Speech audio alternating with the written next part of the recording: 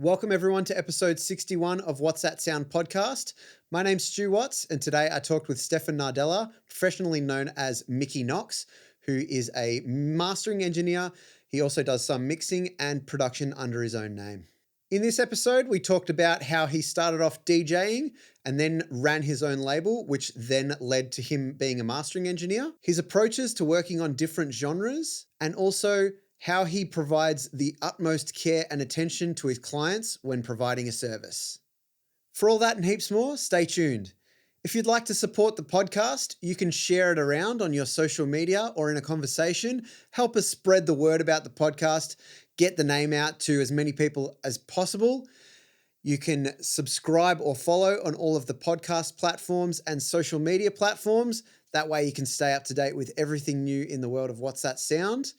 You can buy some merch. The link to our merch store is in the show notes, as well as everything else that we discuss in this podcast. Links to Stephan's stuff, links to my stuff, as well as the link to send an email if you have any suggestions or requests for guests or anything like that.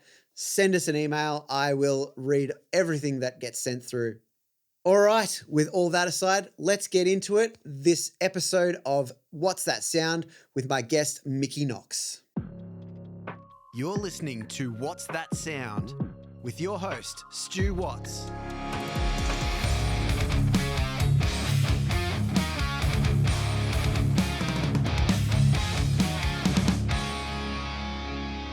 What's going on, everyone? I am here with Stephan, professionally known as Mickey Nox. Welcome to the podcast, mate. Thank you very much. Thanks for having me. Thanks for coming down. Anytime. It's going to be a good one. Yes, I'm keen.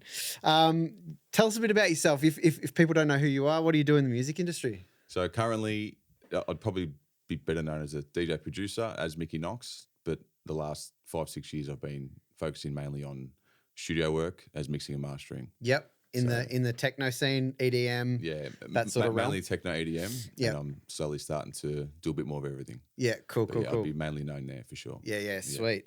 Take us back to the start, man. Where'd music come into your life? Oh, since I was a pup. Yeah, mainly from my old man. Heavily into rock music and guitar. Played guitar himself. Yep. So in the house, it was just music on constantly at all times, which is the same as my house now. It's just, sometimes it even drives the wife nuts. There's just music on all the time. So it started from that. And then surely enough, my uncle was a drummer.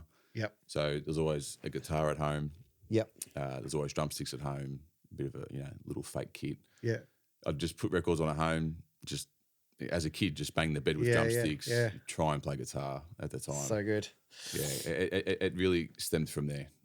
Yep. And what was your dad listening to mostly? Oh, all the 60s and 70s stuff. Yep. Purple, Sabbath. Yep. A lot of blues stuff as well. Yep. Gary Moore and stuff like that. Cool. Hendrix, all that stuff. Yeah. That's pretty much all he listens to. Yeah, just exclusively. Yeah, I'll figure him shitting like if it's made after 1980, he won't like it.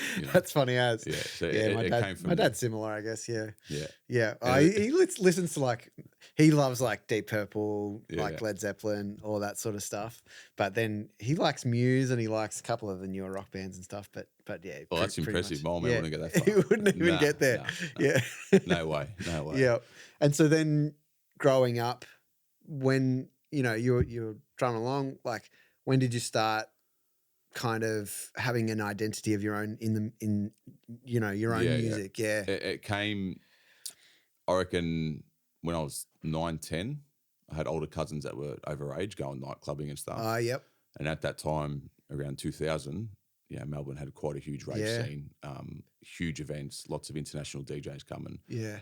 And there was certain brands and parties that, had labels and CDs. And back then they'd burn the CDs and give them to my cousin and we'd go and listen to them. The best. And I was only 9, 10. Yeah. But back then I was, I had the Gatecrasher CDs, Slinky, Wet Music, all that stuff. Yep. So we're constantly, the two of us, just always listening to rave music. Yeah. From 9 years old to the point when I was 10, Carl Cox came down to do a tour and he played a 3-deck turntable gig at Dance Arena, which was the old Sanity used to have Dance Arena. There was one in the city and one in High Point. Obviously, I was underage, and I went down to watch him, bought the CD, he signed it. I've still got it. I was 10 years old. Yeah. And I was there, in the mix of things. It would have been the best feeling. Oh, it was unreal. Yeah. And then from there, that led to, like just dubbing my own cassettes and recording, just mucking around, dubbing tapes and stuff, which then, Napster and stuff came out. I was always downloading music, making playlists, burning CDs, giving them to friends and family, always. There'd be family functions and I'd say, let's go to the car and put music on and listen to this song, listen to this song. I was just breaking balls all the time. Yeah, yeah. To the point, we're in high school and I was always, collecting music online and downloading back then, to the point where, Ministry of Sound would come out with the annual or all these CDs, and I had the tracks for ages by the time they got released. Yeah. I can't remember who it was. I tried to recalling this not long ago, but one of the guys was like, well, if you got all the music all the time, why don't you just DJ? Yeah. Like, you're getting it before most people hear it. I'm like, yeah, maybe I will. So then I, I was working part-time, bought some decks, brought them home, had no idea what I was doing. Yeah. Right. There was just, I didn't even know what DJing was, to be honest. Yeah, yeah. Even though I saw Carl Cox and stuff, I didn't know how to work equipment. Yeah. And since then, it was just trial and error in the bedroom every night. So the guitar and drumsticks got put down, and I'd get home every night, mate, and I'd just DJ for what I thought was DJing, for hours on it, like just any spare moment I had. Yeah. But then quickly, word gets around in high school. 16s were a big thing. I was around that year 9, parties. year 10. Yeah. Someone needs a DJ. Yeah. I was the DJ. You were the guy. Yeah. But I loved it. Yeah. So I went and bought, had the setup, the speakers, the amp, had little cards and shit. Yep. Giving them out, and I was getting booked a lot, which was great. I was making good money, and I had a mate that did the exact same thing.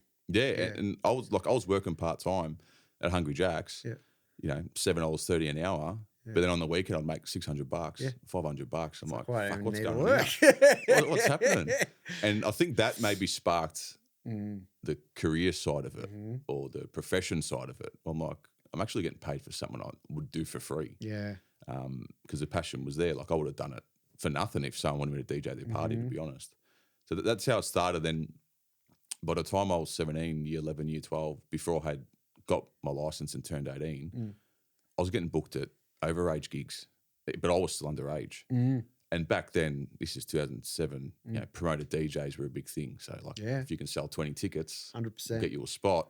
And being in high school at that age, especially back then, everyone wanted to go out. Absolutely. Everyone had fake IDs, but they wanted to go to Metro or QBH, you know. You know the drill. Blue, all of them. Like, it was such a big thing back then, the culture. Yeah.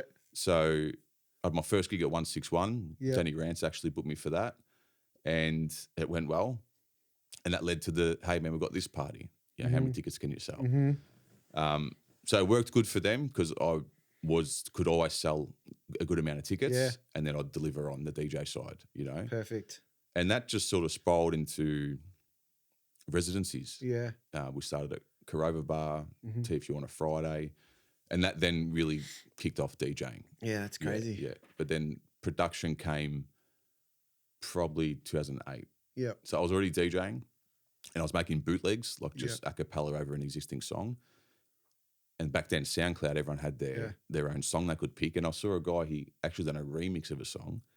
And I'm like, well, how did he do that? There's no a cappella. He's actually changed the original sound, right? And that's when I first sort of learnt about production, where he had the stems and, remixed it and made his own kick drum and put it all together. Yep. And then that, again, fascinated me, like, what's all this? So I got Ableton 6 or whatever it was back then, cracked. Yeah. And again, no idea what I was doing. Yeah. But I've just always been so curious. Yeah. Like and just do it. Yeah, like there was never a goal attached. Nah. I just wanted to do it. Yeah. I was just fascinated. I'm quite obsessive as well. So got an Ableton and just, the songs weren't the best back then. Nah. But I was making songs. That's what it's all about. I think, like, in the early I resonate heavily with what you're talking about, and I'm sure pretty much everyone that's listening to this has a similar thing where it's like it doesn't matter. You have that, like, oh, I want to create a song. Of course. But it's not like whether you're doing it right or wrong. No. I think at the start it's just like just need to figure it out. Yeah. And not knowing stuff is like the best kind of way to just deep dive into what is everything. 100%. Yeah, but I think, like, I want to touch on you doing the DJing, and getting those gigs and stuff, I think without you knowing at the time, or maybe you had some sort of a knowledge about it, but teaching you the business side of things, like, and knowing that you can charge for stuff, because that's a huge barrier for a lot of people at the start. Is they don't know that they're providing a service to people. It's entertainment, you know, and DJing and being like the center of that, plus the promotion side, like selling tickets and stuff. Like for me, it was being in a band and doing similar stuff. Yeah. So you have that, even though it's not really like this front of mind thing, you're still getting like a access to what that looks like. Absolutely, yeah. And it would serve you so much, like now, having all of that, you know, when you're a fucking teenager, you know, of course, like, Well, it did because that exposure, I worked with, played alongside so many DJs that just got paid for DJing. You know, so back then it was, you know, $60 an hour, $70 an hour, which was a lot of money for an hour's work. But there's no volume attached to that, right? So that's it. You spent more at the bar that night, right? So you actually walked out negative, plus the taxi home. So true. I was lucky enough to, because I had such pull as the promoter DJ, where I was bringing an audience and they were hanging around to watch me and stuff like that. I had a little bit of a fan base, if you will. I took cuts at the door, you know, especially, look, I'm lucky with the environment we started in. It was a small club. There was no one there week one, no one there week two, besides just friends of ours. But it let us go long enough where people, you know, started catching on here and there. People started coming. Bringing their mates. To the point where, you know, Carova Bar Fridays was the fucking biggest night in Melbourne.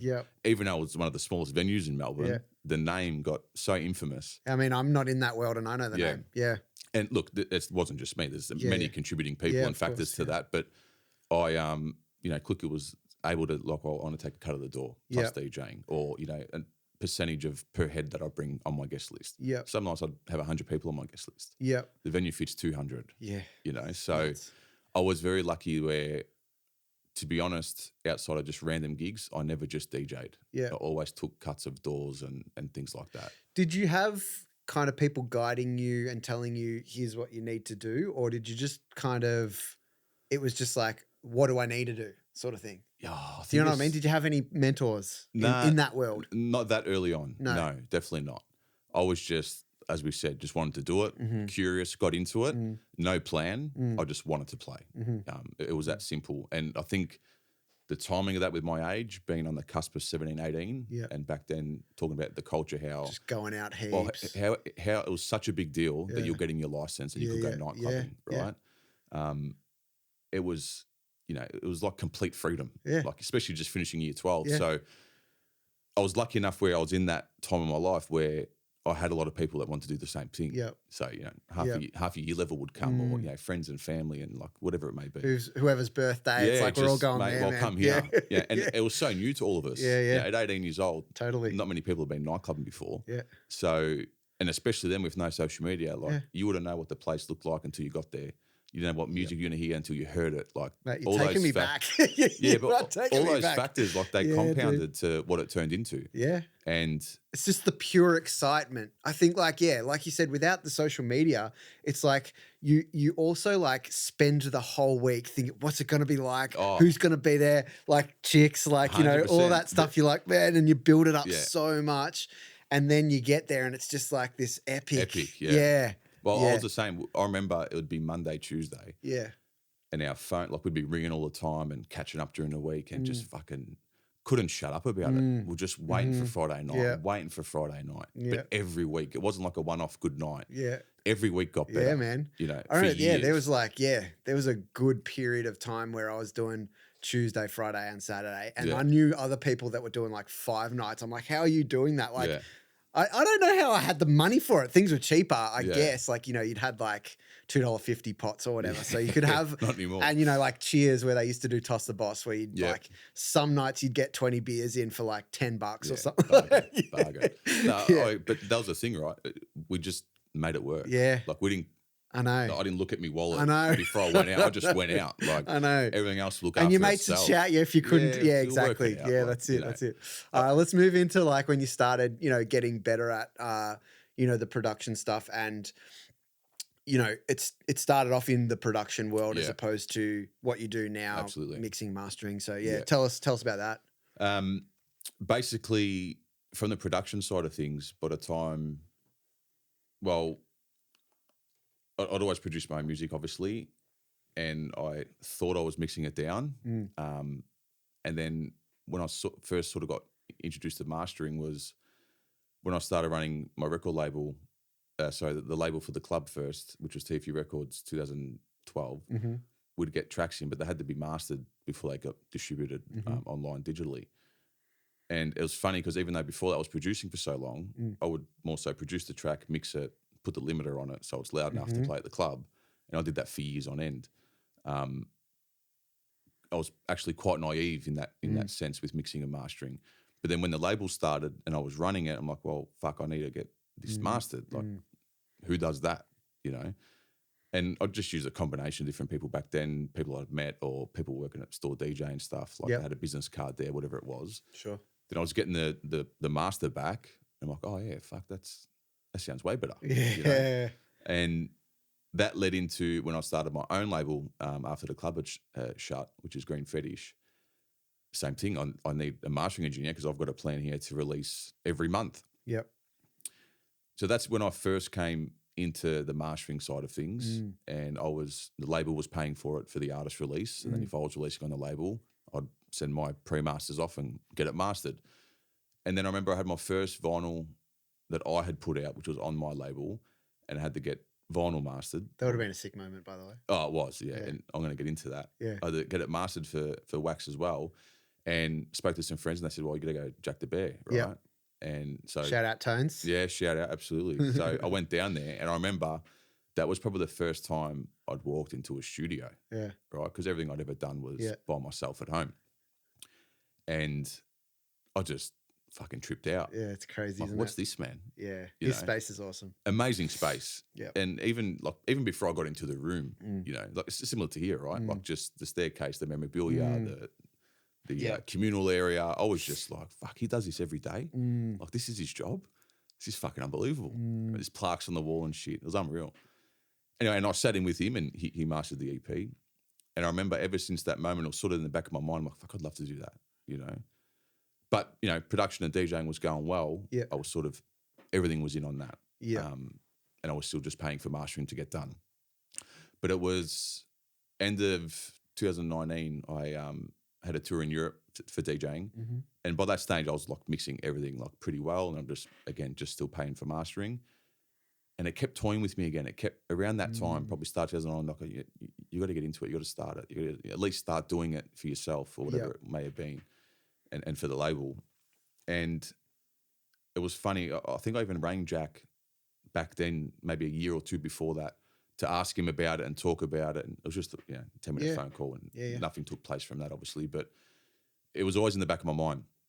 The last kicker at the end was I got back from my 2019 tour in Europe, me and my wife, and I was pretty much going to move to Europe. We were going to move to Europe because the opportunities to play quite often, the label was going well. I'm like, fuck it, let's go. Like, you know, we're married, but we didn't have kids. Yep. So let's just go. Like, let's try it. Yep. So we're going to put that in motion. We landed back home, which was, I think, October 2019. Wife's pregnant, right? Which was amazing. Right? Unreal. So we sort of put that on the back burner. Like, well, we won't do anything just yet. Yeah. Maybe we can look at things and all that. Sure. And then, but my son was, well, my son was due April 2020. Yep. And as you know, by February, March, COVID was. Yeah, man. And by the time my son was born, we were in lockdown. So DJing was just not an option anywhere for everyone worldwide. I'm like, well, fuck, that's going to. Yep. I can't move to Europe. And lucky I didn't. And then I would have got stuck there, would have been working. Yep. So that got put on the back burner. And obviously I'm like, well, I'm not going to stop producing well, I have to stop DJing, but I'm not going to just leave the music industry. Like, this is my whole life. Yeah. And I'm like, mate, you got to start mixing and mastering. Cool. And that was the last push into that, which I think now I probably prefer because it was somewhat natural, even though COVID caused that. Yep. But that was like, this is obviously that next step. It's the perfect storm. Like, because like you're in an environment where like, what else are you going to do? Mm. And what a perfect time. And I know so many people that the exact thing happened to. It's like, let's just start learning and trying stuff and experimenting and, you know, perfect. Yeah. Absolutely. And I think that's when it started. So I had the understanding of mixing, not to the point I do now, but then I was mixing my own records because I was producing, right? So I had that knowledge. But the mastering side, I'd never actually mastered anything before, right? So then I got to the point where like, all right, obviously I want to do this as a business and career and stuff like that. But right now you can't do that. So you got to put your learning hat back on and get right into it. And that's exactly what I did. Yep. So having the luxury of COVID, being home a lot, and I just had a kid, I was pretty focused on that. Any spare minute outside of that was just literally learning, obtaining information, you know, just trying to consume as much as I could. More so mastering, but with mixing as well. That then led to me, and I remember speaking to a friend about it, like, you know, I want to, you know, start the business, start doing it for people by June, let's say. And this is like December. And I'm like, well, you know what, I'm going to do this, you know, get through this learning curve for the first maybe 9 months or a year before I do anything for someone else, right? Just for my own confidence and, you know, even though I was going to start charging as a business, I wanted to make sure I was delivering and not just taking money from someone. So I did that. And ever since then, I was lucky enough because I was DJing, producing in the techno world. I already had a reputation and a name, and I ran the label, so people already knew who I was. So I had the luxury of having access to producers. So I was pretty quickly to be able to get mix downs and tracks in from people who wanted mastering, and they already liked my music, liked how it sounded. So it was a no-brainer to, you know, let me work on their stuff, which was amazing. That's quite a luxury versus someone who just said, I want to master today. Start. Where do you start? Totally. I wouldn't even know where to. Yeah, exactly. Right? It's crazy. So the second luxury I had was I had my own label, which needed mastering. So, and back then, 2020, I was releasing every 4 weeks, every 5, 6 weeks, depending on the schedule. And, you know, EPs from, you know, great artists. So I'm like, I've got EPs to work on, not just a single sick. And then officially releasing it. But saying that, it was, the best thing about it is I got real life feedback straight away. So rather than just, you know, doing something for a friend, which I did, don't get me wrong, did spec work and stuff just to get experience, but, you know, releasing someone's music that's going to go out released officially on my label, got to make sure it's got to cut it right. So I was very lucky where I was able to, you know, send the masters in and get some pretty honest feedback, which is fine with me. I'll take everything constructively regardless. I'd never look at anything as negative, right? But it helped me progress so much faster because it was identifying to me very quickly what I'm doing wrong or how, you know, the things I'm not getting right. So that sort of catapulted. Can you share some of that stuff? Absolutely. It's funny, the idea I had in my head, which is I still have now, but I was very naive, was make it sound better than the mix. Like I kept it that simple because I didn't want to stress out and get right into technicality just yet. I'm like, just get it better than the mix because then even though better is subjective, right? But in my eyes, if I feel I've enhanced it, if there's feedback from there, well, then I've got a starting point to go back and work on. And I think more than anything, even though I was mixing and producing my own stuff, that was part of the issue. I was always so used to the way you did it. How I did it, how I want it, and how I like techno to sound or, you know, similar genres to sound. So I think that was my downfall at the start, which led to, you know, a net positive because it revealed straight away, hey, like you got to take the producer hat off. Like, love it. Yeah. So if you're mastering now, you got to actually think like a mastering engineer, which is, you know, that was probably the biggest learning curve. So I was sending stuff in. I'm like, this sounds awesome. To my ear, to my taste more so, right? Not so much objectively as a mastering engineer's job. Were there common like things that people were pointing out? Like, yeah, it was more so probably the low end was too aggressive. Okay. you said you listened to my catalog, so that's a no-brainer. And I think just more than anything, like not so much the balance, just the general aggression, the attitude, which was coming from saturation and you know, pushing boundaries with the low end and really trying to make that kick come out. Yeah, cool. And don't get me wrong, some people loved it. Yeah. You know, because I was in the right pocket per se. Yeah. But, you know, for some artists and producers, it was like, well. Yeah, chill out. Yeah, it's a bit too much there. But as I said, that really helped a lot. Yeah. Because once a month I had real life feedback from the producer Yeah. on an official release saying, "Hey, man, It's so good for you to be able to go, like, to have that. You would have had this moment where it's like, I gotta actually listen to what I'm listening to, yes, and be like, what does it actually need? yeah, Yeah, and that was the biggest learning curve. yeah, So like everything I was doing in terms of information I was trying to consume and learning about mastering and the processes of things. What I was actually getting wrong was the approach and philosophy. It wasn't more so what I was doing. yep. It was my approach and philosophy that led me to do the wrong things. And it makes so much sense because, like, yeah, you're coming from the point of view of like, I need to get this to a point, Yeah, but it's not. Yeah, you were still had your producer hat on, like you said. absolutely. You're still going like, how would I get this to where I want it to be? Yes. Rather than what does this record actually need Yeah. to get it to the point where it's like, now it's at release quality. I haven't tampered with it too much. Yeah, Yeah, absolutely. yeah, cool. Yeah, that definitely helped me progress. I love a it. lot. I love it. Any other kind of key moments that, or like, overall learning things for working for other people on their music? Yes, I think back then at the time I'd started, there's 2 or 3 guys that were quite big in the scene as engineers that obviously respected and had mastered the label stuff and my stuff. And I could only imagine of getting to that level in terms of the quality of work they were doing, not so much clients and stuff, even though that was part of it. And I remember when I first decided to actually do it, I was actually a bit hesitant to tell the existing mastering engineer, like, I'm going to do it now. I was a bit worried about him thinking, well, you never mastered before. What do you mean you're going to master now? So I had a bit of imposter syndrome. I was a bit nervous to like step on toes, or because obviously I didn't have that intention. I remember speaking to one guy, and I'll never forget it. And I've spoken about this on my channel before. When I was producing, I just had Event 2020 speakers, right? Just production monitors. And then when I first got into mastering, I bought the Adam A77Xs, which I still love. They're a great monitor. Yep. But for my entry level and price point, and I was able to hear them in a real studio, and I liked them, and I tested some stuff on there. I bought them, and I'm like, well, this is the first step to you mastering. Like, well, you've already got the studio and it's acoustically treated, so let's get the monitors now, and bit by bit, we'll start to form into a mastering engineer. Yeah. I remember telling another mastering engineer / DJ producer as well from the scene.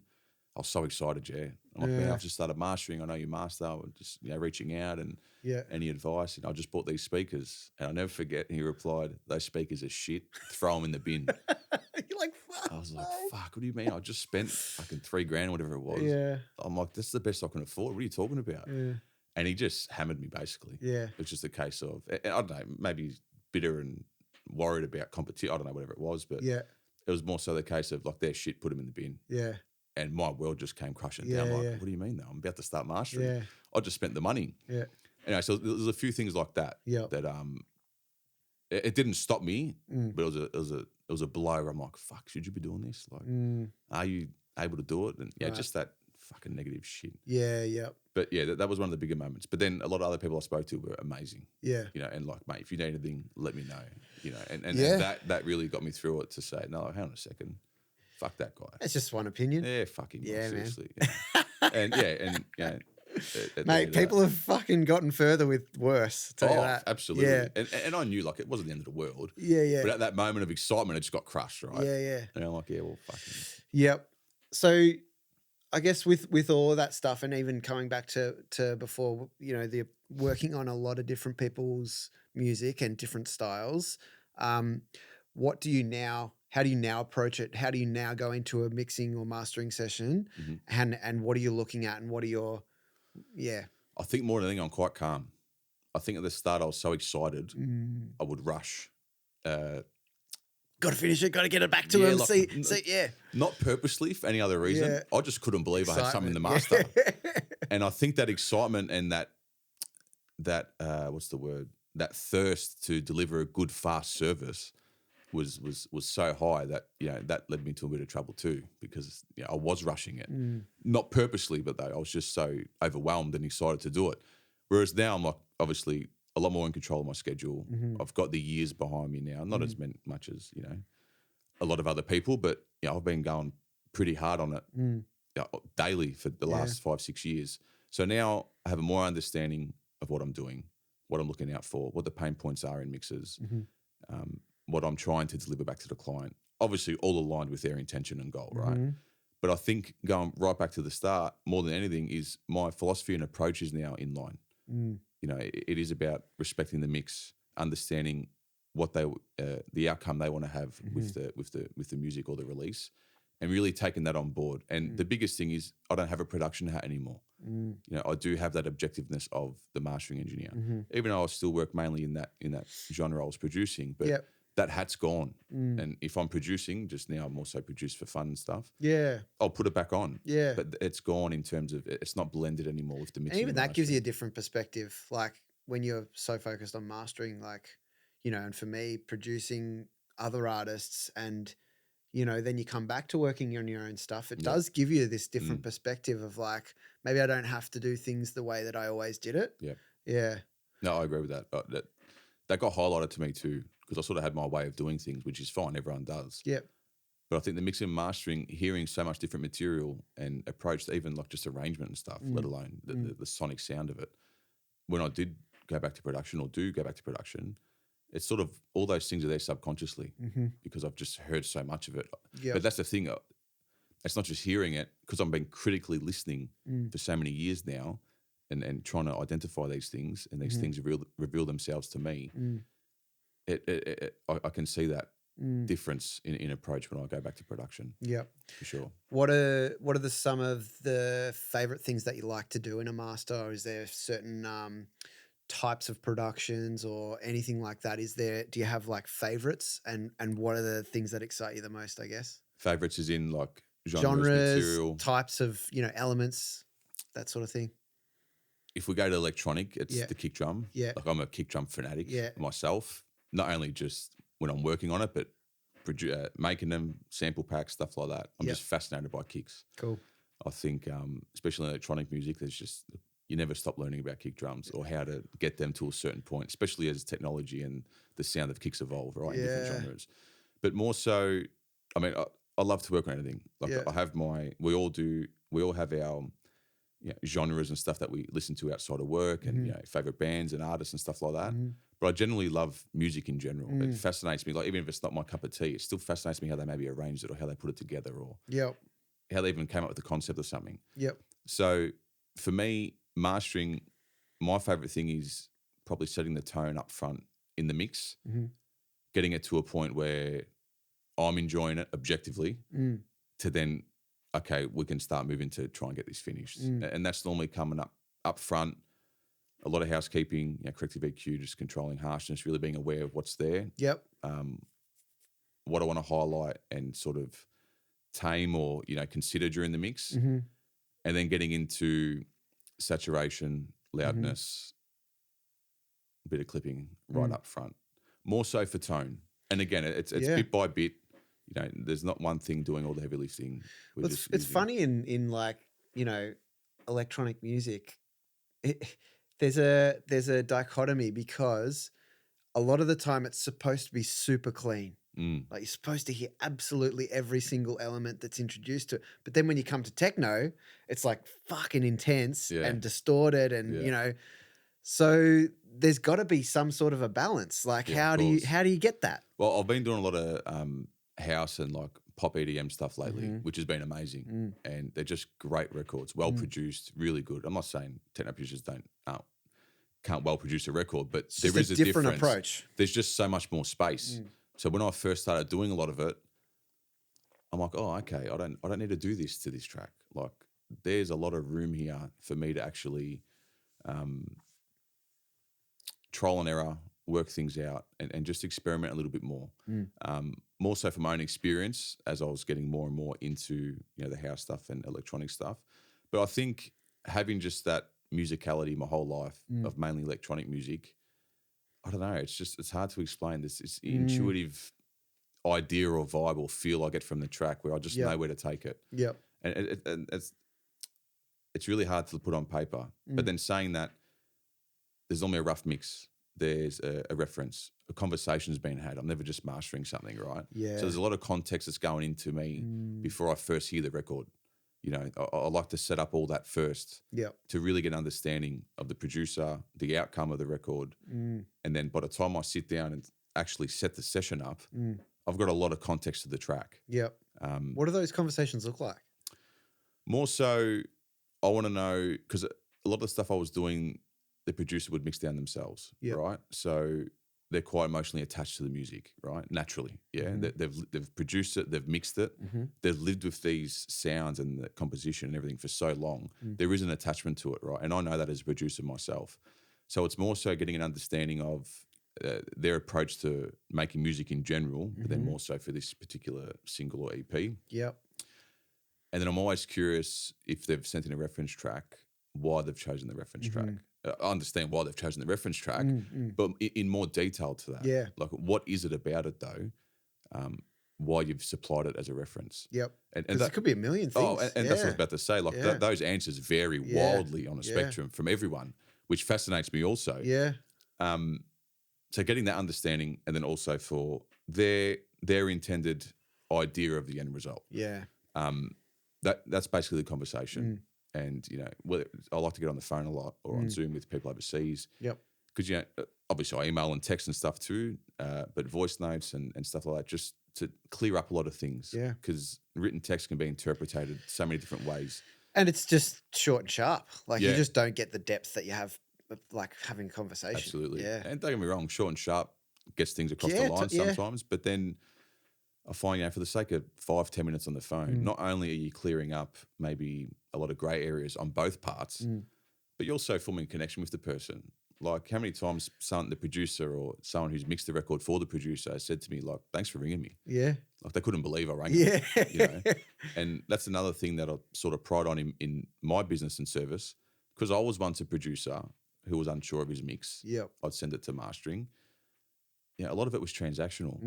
I'd send it in, they'd send it back with the invoice, and I'm like, how was it? It's weird, like, isn't it? How was the mix? Like, I know it's not that good. I know it could be better. I'm talking moons ago. No, it was fine, mate. Like, yeah, here's the masters. Here's the invoice. I'm like, yeah, well, fuck, that was a bit shit. Like, don't get me wrong. I'm not using them for a mix down feedback service. But I completely understand though. Like, it's not that it's like, it's not the service that they're providing. It's the difference between having that transformational experience with someone and what that does to you when you're, especially when you're just in your first few years. Absolutely. Like, if you haven't had the experience of getting something done, you might think that that's just how it is. Absolutely, yeah. And then you get it done, and you're like, cool, I don't really know where I stand. Yeah, well, you don't know what you don't know. So it's hard to navigate. Yeah. And I, as I was saying, like, people will just simply thank me for being on the phone. But it also forms that trust, that connection. And I always get a lot of repeat clients and people come back, more so for the service of things. Obviously the end result as well, most importantly. But it is the whole journey from when we've first made contact or they've inquired to when we've delivered the result. There's been so many conversations or emails or voice notes or whatever it took to get to that point. And that came because I've been on the other side of that. And especially when I had first started mastering, mainly dealing with only producers and not so much mixing engineers, a lot of those conversations took place a lot because, as we said, maybe lack of experience, never gone through the mastering process before, don't know what mastering is, just like I didn't know. So even just that general education to help give them confidence and more of an understanding of what I'm actually doing for them. Because some people have just said, hey, I need you to master my song. And they don't know what it is. They just think that that's part of the process. And they'll send me the Ableton file of the song, like the production file, you know, and then there's a conversation to be had. Well, you know, we can do this, we can do that. And essentially, this is what I need from you and this is what I'll provide. And I think that's helped me a lot grow my business and my more so reputation in the mixing and mastering space is having that care. Because as we said before, you know, I'd get that master back. Yeah, look, it was, to my ears back then, it was amazing because it was a lot better than what my mix was. But there was it was completely transactional. Like, he didn't give a fuck about the mix. It was got it in, got it out. There was no level of care, is what I should say. And I think that's what I pride myself on. And I think, like, you know, just thinking about that, it's like, you flip the coin and you think of like what this is a hypothetical like completely made up person, but they might receive that Ableton file, right? Yeah. That a producer gives them, and they might go, oh, "Come on, mate, what are you doing? Yeah, 100%. Like, oh, give me the 2-track." Like, and that's ego. That's ego, but it's also like that happens. Absolutely. And yeah. instead, you're looking at it and you're going, "Hey, mate, we've got a fair bit to go here. We haven't even talked about the mix process. We haven't talked about this. Haven't talked about that." So yeah, it's just that extra depth and care and attention, and you're just creating huge, like way better relationships. Oh, like 100%. exactly like you said. Oh, I've even sent some tracks back and said, look, it can't be mastered. Yeah. Right. No, but I need it mastered. Like it's getting released. I said, I understand that, but I'd be taking your money. Yeah. I'd be robbing you blind. Yeah. Going back to that, I'd be taking his money, sending the file back, and off you go, mate. Go upload it. Yeah, exactly. But that particular situation turned into like I had screen recorded, some mix down feedback to actually not just send in text like we were saying, but me on OBS recording the screen. Hey mate, like this is where your kick is, and this is what's happening here, and this is what's happening there. That's awesome. I suggest doing this and doing that. Send it back and said, don't worry about the mastering. Mate, I've never even thought of doing that. That's a game changer for me. I do it all the time. It's because I heard some engineers are like, fuck that takes too long. Like, that's going to eat into my rate for mastering the tune. I'm like, but that's your fucking job. But I also think it's one version of just giving that person attention, but also you're making their next thing better. 100%. Like, and more enjoyable for you to work on as well. Like, it just levels everything up. Like, 100%. why not really? When you look at it and you go, if I can do that 5-10 minutes of screen recording, for example, you're making that next thing so much better. And I think 100%. like that's better for everyone involved and the listener. Yeah. And they'll come back as well. Not that I'm intentionally doing it for them to come back, but that's just fucking reality. Yeah. Yep. And I've also many times people like send me their track to mix and master, right? But they're really good producers. Like it's almost there. And they'll like inquire and request a mix and master bundle together. And I'm like, well, like send me the track done. And I'll hear just the rough mix of production. Like, man, you're not far off. Like, you know how to make a tune here. Yeah. Like, you've got your sound design, arrangement, everything's really good. Yep. How about we just do the mastering and I'll provide free mix down feedback, part of my service. You're better off taking some notes, right? And making those changes. Spend the extra 2 weeks on it, man. Yeah, send the revised mix in. Yeah. It'll be, a third of the price. And what will happen is moving forward, you'll have that awareness about, some of the things we highlighted in the mix that you can address next time. Yeah. And not only just saving, like, mate, I could say, send it over, mate, send the stems.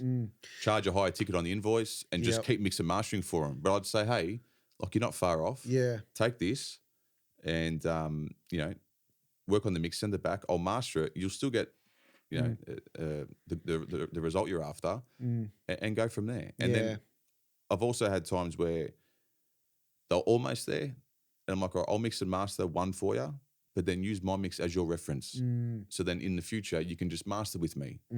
Not only to save them some money, but also to help them build confidence, get experience and, them actually elevate and get better.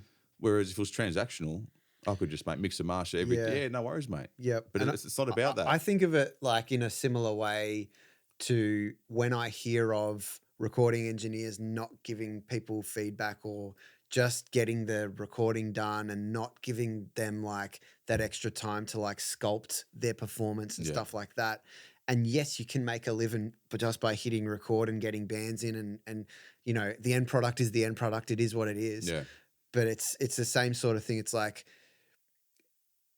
don't you want to help them get better at what they do so that they can have a better product so that, as a purely ego thing, it looks better on your resume, on your catalog. Like that's at the very least. You're not, and all of those other things that you mentioned, like it's crazy. I love it. And even though that's not my intention to, often I'll get referrals from them. So then, Bob will DM me and say, hey man, you worked on Michael's stuff and they loved he talked about the mix down feedback. I'm only a year into production. I still think my mix could be better. And then, off you go. So I think it helps everyone. Without a doubt. Yeah. And like exponentially as well. For sure. I love it. Talk to me about some of the tools that you use in the studio. Like, what are some of your go-tos? And, you know, because it's such a different world to what I'm used to. So I just want to get an understanding of some of the stuff that you like. Because I keep an eye on your, you know, stories and stuff. I see some of the stuff that you're using. And I just want to know, like, what are your favorite things? Right now, the SBL machine head. Yep. Been thrashing it. I put a video out yesterday. The Vitalizer Mark III came out. Yeah, I haven't tried it. I haven't touched it yet. And I used the Mark II a lot. Yeah. So when it came out, I was quite excited. Cool. So even that's a recent plugin that came out, but before that, the Mark II, the Vertigo VCM3, the yellow one. Yep. Mid-side saturation. Cool. Yeah, love it. Yeah. Saturn 2, I often use. EQ, obviously, like Q4's almost in everything I do, more so for housekeeping and just, you know, taking care of business up front. But I've really been enjoying the black box HGQ. Yep. Which is the new one they did. It's interesting. Yeah. Yeah. Because it's probably, there's a bit of a pattern here with saturation, but you know, you can saturate on the EQ as well. Yeah, yeah. I don't know. It's funny, when I first started using it, I wasn't really gelling with it. Yep. And I got it out again and just was mucking around, like, just in a test session. Like, it'd be totally dependent on the source. 100%. Yeah. It varies a lot. Like, everything I just mentioned isn't in everything all the time. But when we talk about go-tos lately, for certain things, I've found mainly the machine head and the VSC3. I've been using a lot. Yeah. But then clipping, obviously standard clip, but I've been using the Apogee, the soft limit. Yeah, which is only like $10 or something. Yeah, right. Yeah, it was crazy. Yeah, just to bring up that loudness. Yeah, for sure. For what I've been doing mainly, I've found that really helps a lot. Yeah, cool. Transparently bring things louder for sure. Yeah. For anyone that hasn't seen it, there's a new company, Cactus, who Sam Guayana is the head of that company. He's a producer that he worked out of here once with my mate's band, Between You and Me. Yeah. And he's actually Canadian. He just launched their new clipper is a beast, and I reckon you'd froth it. So check it out. They're doing some really cool stuff as well. But I thought I'd give them a shout out because cool new company and an amazing producer and mix engineer as well. So is that their first tool they've released? They've released 4 so far. They launched about a month ago. So what else? Obviously not sponsored, but there's a fuzz pedal. There is a it's like a compressor, but it's 2 flavors of compression in this one box. But it's kind of like a shaping tool. It's not like any other plugin that I've really seen. Okay. And then there's one other tool that they have, but I cannot remember off the top of my. Oh, it's a bass overdrive. So it's intended. It's basically a modeling of the Tech 21 bass pedal. Yeah. So yeah, pretty cool. But let's talk more about being an engineer. You've got kids, you've got a wife, you've got a family. What's important to you when it comes to balancing your time?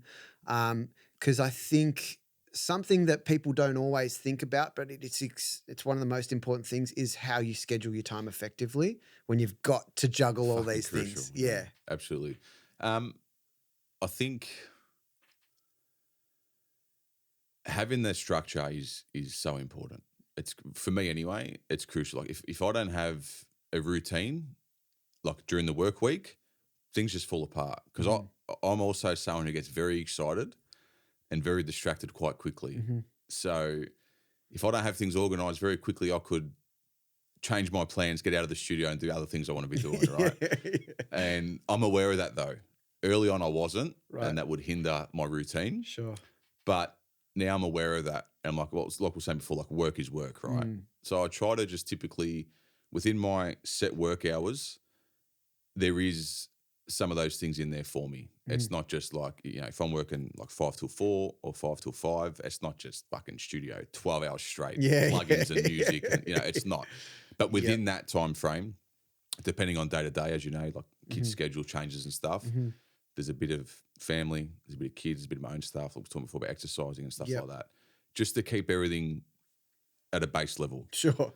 For sure. Yeah. But, you know, part of that is also like my wife, like she takes a lot of the brunt at home, Sure. and that sort of allows me to be able to work as much as I do. Yep. And, you know, she obviously supports me so much. Shout out to the partners. Yeah, she's fucking legend, man. Like you're probably in the same boat, right? Like, you know, she understands what I'm doing, what I'm trying to do, and that allows me go so much further because I've got that support. So, you know, if I've got to start earlier, work later, Yep. or, you know, end up doing a session on a Sunday, like it's no drama. But saying that, I'll do everything I can to respect sort of, you know, the schedule I have. Yep. Because it does involve my family as well. Yep. I don't want to just, you know, things happen, right? That's fine. Where, you know, family time will eat into work schedule and then vice versa. You know, life is life. Not everything's just a fucking Exactly. perfect day-to-day calendar tick off, you know, task by task. Yeah. But yeah, in general, I don't overcomplicate it. It's just, you know what, like if I'm working 5 till 4, 5 till 3, depending on the day, just I've got my things to do that are crucial in priority. Yep. They've got to get fucking done. Yep. You know? Yep. Obviously things come in on the fly, like a revision or an urgent deadline or something like that. I understand that. But I sort of allow enough space within each day to be able to have some leverage if I need it. Yeah, not everything's set in stone in terms of, you know, this block's for that, this block's for that. It's laid out like that, but I have the luxury to, you know, just move things around. Sure. As long as they're all getting done. Yep. So I don't struggle with my time. I don't struggle with not yet, the demands of my business with the time frame I allow it in. How I've got things set up allows me to do everything I need to be doing for sure. Yep. Yeah. And when it comes to you know, I'm still want to stick on the business side of things. Like, what non-negotiable business stuff do you have in place to ensure that you're, you know, keeping things going and not letting things fall apart? Yeah. Okay. We talked about schedule. What are Gotcha. other things? Bookkeeping. Yep. Bookkeeping every Tuesday morning because Cool. I go by the calendar week of the financial year. Sure. So July 1st was a Tuesday. Every Tuesday morning, get the books done. So it's the first thing I do every Tuesday morning. Make myself a coffee, put some music on, and just go for all the accounts, invoices, expenses. That will quickly reveal, obviously, where the business is at weekly, but then also how much mixing work I'm doing, how much mastering work, how much mixing and mastering work, all that sort of stuff. And that just allows me, because the cadence is weekly, nothing spirals out of control. Cool. You know, obviously I've got finances and stuff automated and set up to allow for that weekly. Yep. So bookkeeping in terms of like clientele and retention and stuff like that, weekly YouTube videos, content-wise, same with Instagram, daily stories, you know, tagging artists, collaborating with artists, things like that. Outside of that, I've got a full-blown CRM, which sort of captures a lot of people emails for inquiries, stuff like that.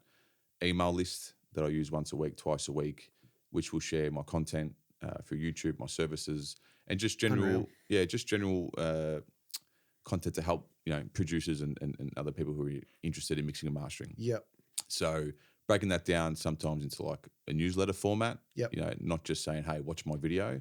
Sometimes I'll, you know, do a case study or something like that. So between the YouTube, the social media posts, and the CRM, that sort of keeps things under control because sometimes it gets a bit overwhelming. Did I message him back? Did I get back to her? Yeah. So I've sort of used the CRM and all that to keep the contacts in one space. Yep. Because it's got like a universal chat. So my Instagram, my mail, everything's in one spot. That's sick. What is it? It's called High Pages, I think. Yep. High Flow. But I've got like a skin of it. So it's okay. Yeah, I'll work it out. I'll tell you about it. Yeah, cool. Sounds cool. I love that stuff that makes your life easier. Yeah, it's just like universal inbox, right? Yeah. So even though, don't get me wrong, sometimes, you know, I'm sleeping, people from Europe coming, I miss the email when I get up and things like that, you know, and I maybe got back to them a couple of hours too late. But yeah, essentially capturing all that in one spot, just so I can maintain those conversations, the email chains, wherever it's taking place, basically. Yeah, cool. And I find that keeps things at bay, and I hardly miss anything. Yeah. Unless maybe on the weekend I've sort of read the email, but then forgotten about it the next day. Then it's been Sunday, then Monday. Yep. I've just missed it or something like that. But in general, I'll keep it under control for sure. And what are some of the things that, working in, whether it's in the industry in general or like what you do, what are some of the things that you find a little bit more difficult or like that you've had to overcome maybe? Yeah, I'm going through it now. More so trying to expand the genres I work in. Yep. Right. So mainly I've been techno, which is now leading into like house, EDM and pop and like EDM pop, which is amazing, which is great. But as we were saying before about like my personal music taste and stuff like that, like I do want to work on other genres as well and get into those type of spaces. So my challenge at the moment is the challenge isn't networking, but I'm networking with other people, just trying to create awareness and just learn more about other scenes and how labels work and the engineers, the producers, the bands, whatever it may be, just to try and get involved a little bit more.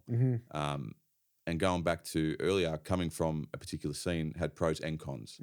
So I was sort of isolated, and because when I started, as I was saying, I had that work come in through the label and producers, I was just sort of stuck there. Yep. Which was fine because it led to a quick start. But at the same time, it neglected everything else. Pigeonholing, Yeah, pigeonholed me a lot. And even though I'm very grateful for all that and I'm still doing it, it's more so been now, well, fuck, there's actually other people out there. Like even in Melbourne, right? Let's take Melbourne. So I knew every DJ and producer in that scene. Yeah. I didn't know anyone else. Yeah. Mixing engineers, mastering engineers, bands, nothing. And to my own detriment, I didn't think there was many, right? That's just me being a bit naive and having the blinkers on the scene I was in. Yeah, yeah. But as I'm starting to network, yourself and other people, there's fucking people everywhere. Yeah, yeah. Like even like joining MPEG and things like that, right? Like there's actually things in place. Yes. There's a lot of people in the industry, locally, Australia-wide, overseas. So I think currently I'm just trying to just connect with more people in the industry, not so much the artists and producers, which I still do as a fundamental thing in my business, obviously, but more so just getting to understand the landscape of the industry I'm in. Like I understand we might work in different genres, but we're in the same industry. Yeah.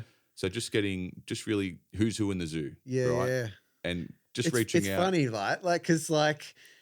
It's funny because like you had the experience of seeing a specific scene, but also it led you to interact with people from overseas. But even still, not knowing like, hey, it's Melbourne and it's a huge music community. Man. So it's funny, and like I'm not having a go, but it is just funny how when we're so in it, and you're niched in and you're pigeonholed and stuff, it's like not knowing that the awareness of, man, look at this world, like and everyone has that kind of experience where they think things are the way that they are. Yeah. But all it takes is just to go, I need to take a step back here. I need to like look around. Out. I need to see. Yeah. And like, man, like you said, there's just so much to learn. And it's not even you'll never get all of it. No. You'll never experience all of it. Of course. And it's not just that. It's even seeing what other people are doing in Melbourne and Australia in the engineering space. It's fucking unreal. There's so many people killing it, right? And that's also just a further driving force for my own inspiration. Yeah. But like, well, I was maybe dealing with mainly Europe and stuff like that, but it's a whole wide world out there. And there's that the podcast has taught me that. Like the amount of, you should see my spreadsheet of like all the people that I've got names to try and interview. It's like awesome. It's bananas. There's just so many people in Melbourne, in Australia. Like it's But that alone is probably, as you said, just opening your eyes and expanding like how many people actually do this. Yeah. Yeah, because for a little while there, I felt so isolated. You know, like even because like yearly I'd go to ADE in Amsterdam, which was a music event, right? More so for producing and DJing and festivals and stuff, and it was all based around networking, right?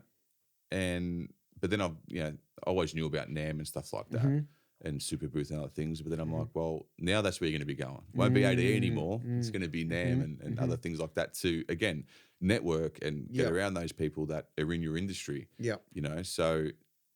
More than anything, I'm just fucking excited. Yeah. Like even though I highlighted this as a difficulty, Yes. it's not so much a difficulty. It's more so that's where I'm at. And that's what I'm Sure. navigating at the Yeah. moment. But all that is exciting to me. Yeah. Like to like I'm obviously extremely happy and grateful where I am. Mm-hmm.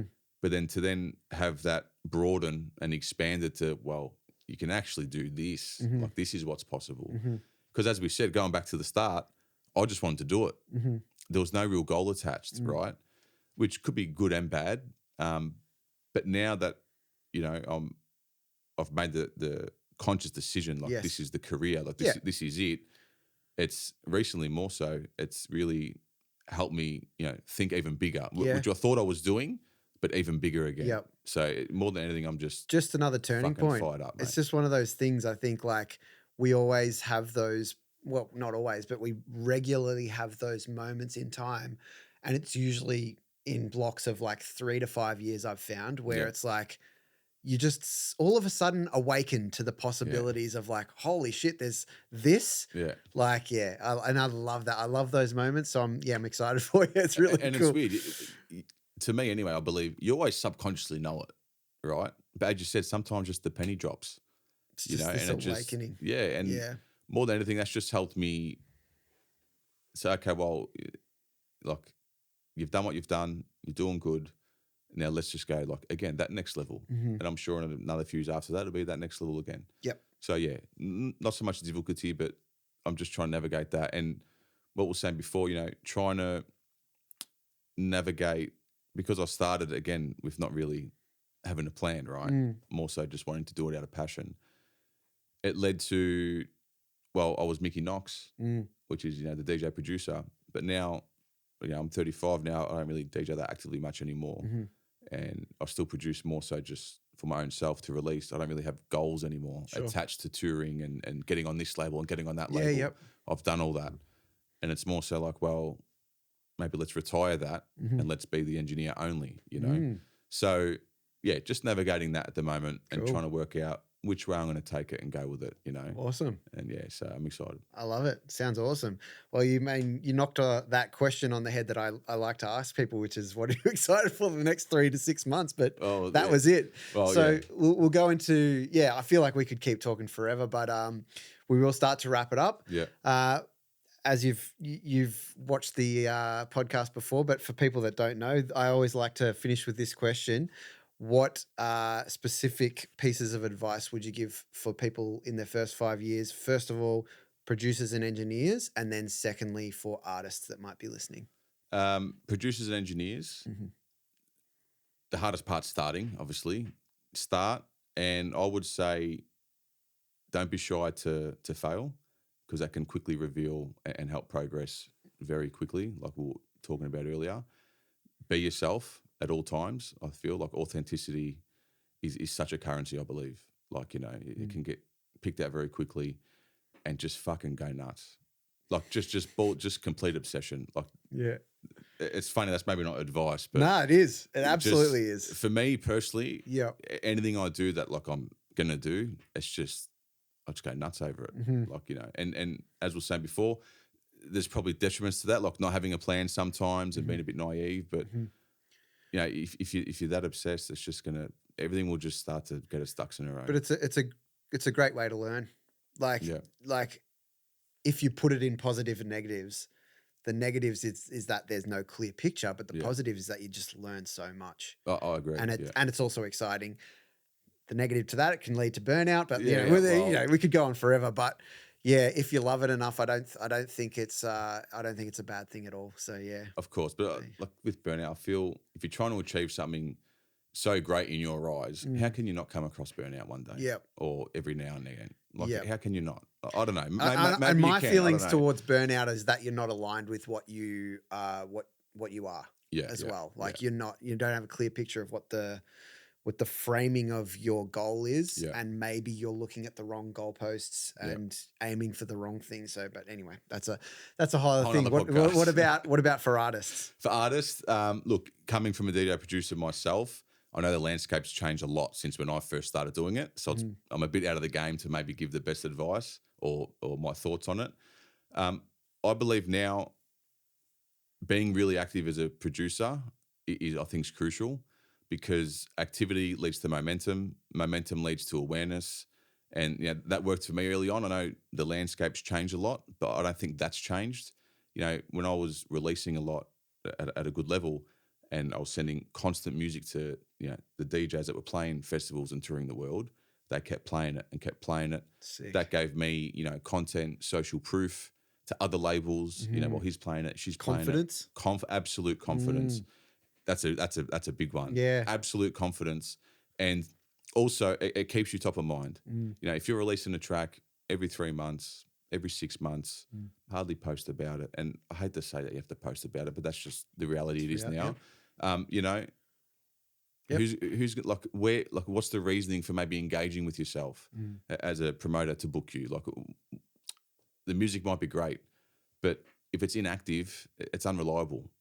So I feel like consistently, and now we have the luxury of self-release, which is actually a big thing. Yeah. So self-release, independent, and especially for the producers I'm mentioning, it's more like SoundCloud and all the hype charts and all that get huge exposure, right?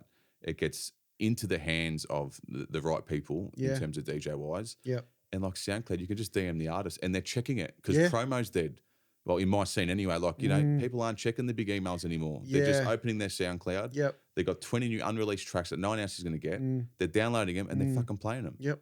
But then that gives you as the producer or the artist that social proof to share that, the bigger players are playing and supporting. But then that also gives you the in to say, hey, thanks for playing my track. I've got this coming up. And that's what I did. You build those relationships organically as well. That's huge. I feel like you could make a course on that. Oh. It's fantastic advice, and I love it. I think, yeah, man, I 100% agree, and it's really cool to hear you put it in that way. And yeah, that's one thing that I did want to touch on that we hadn't yet, but we might now. Who cares? Let it rip, I love that's one thing that I love about the electronic music community as opposed to maybe rock, indie, even metal, but like the community aspect of it is huge. And creating labels and making sure that you can bring people to the events and stuff. I think that is something that is very unique to the electronic music world. And yeah, I really love that. And I think the approach that you just mentioned with that being an artist and attacking that landscape and putting those things in place, that's what I love about the electronic music world that I think lacks severely in the rock and even pop music. I think building that community is huge. Yeah. And I think, and I just thought this as you're saying it, with like if you're a local band, right? How many times would you play a year in Melbourne? I'm asking roughly. Yeah, maybe 6 to 12. Whereas, and this wouldn't be for every DJ, don't get me wrong, but there's a lot more opportunity. And it might be an hour set, 45-minute set. A lot of the guys that I'm, speaking to that are a bit younger than me, that are sort of coming up and making moves, like they're playing all the time. And I think even though it's more saturated, there's more people involved, I understand that. But as a DJ, if you're producing, you can play your music almost every week. Or let's say monthly. That's 12 gigs a year, which is already more than maybe local bands. So I feel like electronic artists and producers, you have the opportunity to get your stuff out there live as well, even though it's a different sort of live performance in terms of people going to watch a band versus going to a club to see several DJs. But you have the opportunity to do that. But it's the mindset. It's the thinking differently. It's about thinking like one thing that I try to encourage my artists to do is like it's how you stand out. And like if you bring a different approach that's not even music related, we could go on for ages about this, but like how you approach the way to get people excited about your band. And if you think about it in those ways that you just said, it's like you're making it something that's slightly different to the way everyone else does it. So yeah, I love it. I love it. I know we could go on for fucking ages. Part two, mate. Yeah. I appreciate your time today, man. Thank you very Thanks much. for Pleasure, coming mate. in. Thank and you. Thanks to everyone for checking this out. If you made it this far, do us a favor and share this everywhere. We want to get the word out about all of our fantastic guests and the producer and engineer community of Australia. So do us a favor by sharing it. Stay followed and subscribed everywhere. Do us a favor and, buy some merch if you really love what I do here. That'll help us, do some more cool stuff with What's That Sound. So thanks again, and we will see you next time. I'm out. Thank you.